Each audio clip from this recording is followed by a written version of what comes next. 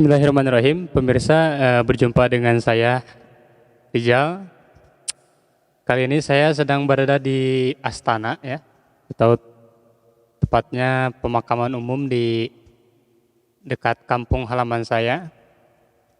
Dan di belakang saya ini terdapat sebuah batu, ya. Batu ini dinamakan batu bongkok karena posisinya itu seperti manusia yang sedang membungkuk kalau dilihat dari samping. Untuk kesejarahan batu bongkok kita akan ulas nanti.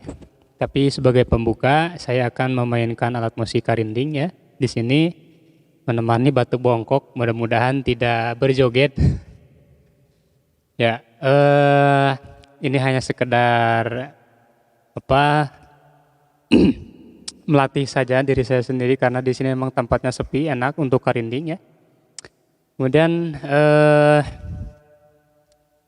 di sini kebanyakan masyarakatnya sebagai petani, jadi ada pengetahuan tentang karinding bahwa suara karinding ini bisa menangkal hama karena suaranya, ya. Tapi di sini saya hanya berlatih saja, mudah-mudahan ada guna yang lain, gitu, ya. Di depan batu bongkok, ya, di dekat rumah saya di Kampung Cirenyom, Desa Cirasas, Kecamatan Cilaku. Oke, selamat menyaksikan.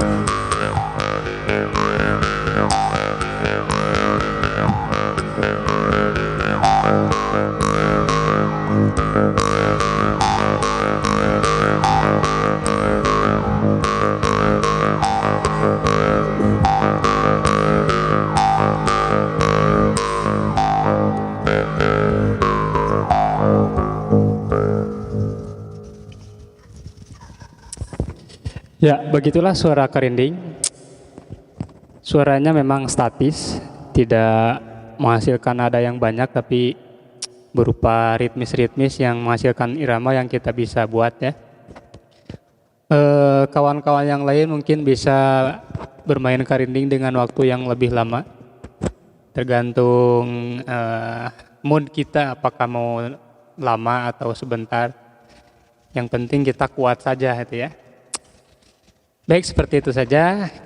Perjumpaan di yang lain waktu kita akan mengulas tentang batu bongkok, karinding, dan keadaan alam sekitar di daerah Cirenyom ini, ya. Demikian. Assalamualaikum warahmatullahi wabarakatuh.